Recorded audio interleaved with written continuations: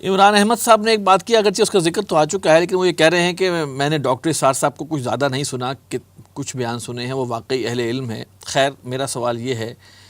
کہ آپ لوگوں کا تعلق کس فرقے یا فقہ سے ہے اور آپ لوگ کس امام کی تقلید کرتے ہیں؟ یہ ہیں عمران احمد صاحب۔ ٹھیک ہے، تنظیم اسلامی کی جو اٹھان ہے نا، وہ ایک مسلک کی بنیاد پر نہیں ہے۔ ہم تمام مکاتب فکر اور تمام مسالک کا احترام کرتے ہیں۔ اشارتاً بات آ بھی چکی ہے، جی جیسے کہ ہمارے بہت سارے مکاتب فکر یا چند مکاتب فکر ہیں، تو ان کی مثال کے طور پر اگر دیوبندی مکتب فکر ہے تو اس مکتب فکر کی ایک سیاسی جماعت بھی ہے،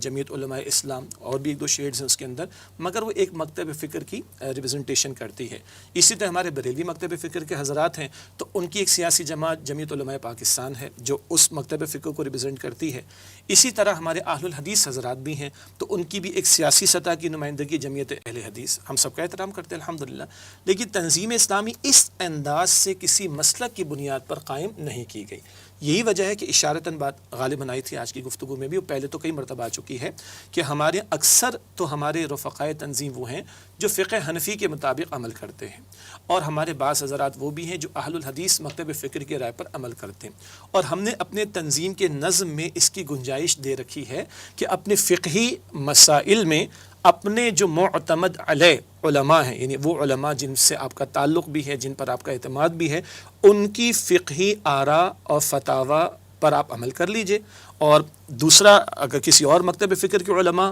کی آراء پر عمل کرنا چاہتا ہے وہ اس کے مطابق عمل کر لے۔ تو جو ہمارے احناف و فقہ حنفی کے مطابق عمل کرتے ہیں، جو ہمارے اہل الحدیث حضرات ہیں وہ اہل حدیث مکتب فکر کی آراء کے مطابق عمل کرتے ہیں، اور ہم نے اپنے تنظیمی نظم میں ان کو اس بات کی پوری اجازت دی ہے، اور ان مباحث کو ہم اپنے ہاں کھولنے کی اجازت نہیں دیتے۔ ہاں، بعض ہمارے سینئر ساتھی ہوں، اللہ نے کچھ علم بھی عطا کیا، تو وہ اپنی انڈیویجول ملاقات کے اندر کوئی علمی ڈسکشن کر لیں، ایک الگ بات ہے، مگر وہ جو اختلافی بحثیں کھول کر پھر جو کچھ آج کل ہوتا ہے، مطلب پھر وہ مناظروں کی ایک پوری لائن لگی ہوتی ہے یوٹیوب کے اوپر، اور ان ضمنی فروعی معاملات پر لڑنے مرنے کو لوگ تیار ہو جاتے ہیں، اور